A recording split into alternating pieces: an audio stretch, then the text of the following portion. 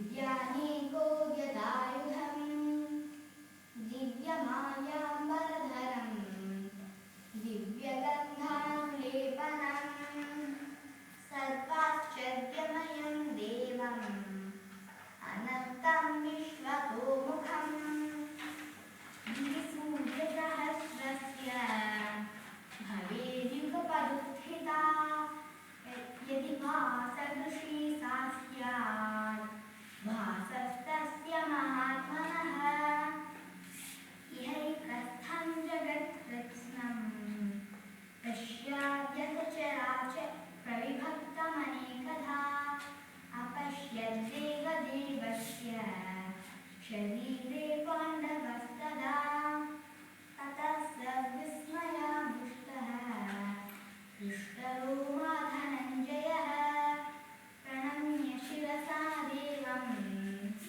कृताञ्जलिरभाषत अर्जुन उवाच पश्यामि देवांस्तव देवदेहे सर्वान् तथा भूतविशेषसङ्घान्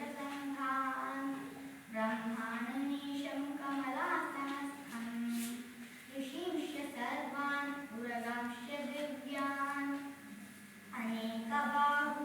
अनेकबाहूदरवक्त्रनेत्रं पश्यामि त्वां सर्वतोऽनन्तरूपम् नान्तं न मध्यं न पुनस्तवादिम्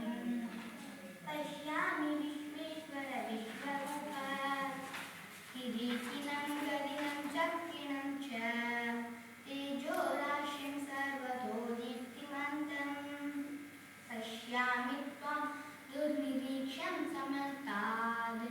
दीप्तानलाकद्युतिमप्रमेयम् त्वमक्षरं परमवेदितव्यम् त्वमस्य विश्वस्य परं निधानम्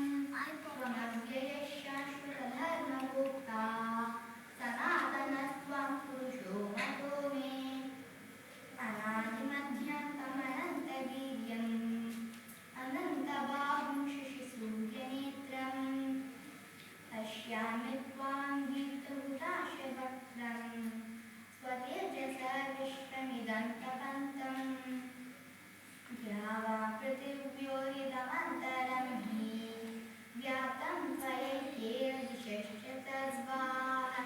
दृष्ट्वा सुतं रूपमुग्रं तवेदं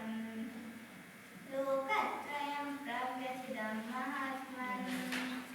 अनेके त्वां सुरसङ्घा विशन्ति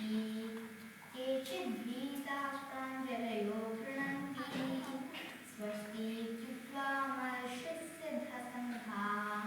स्तुवन्ति त्वां स्तुतिभिः पुष्कलाभिः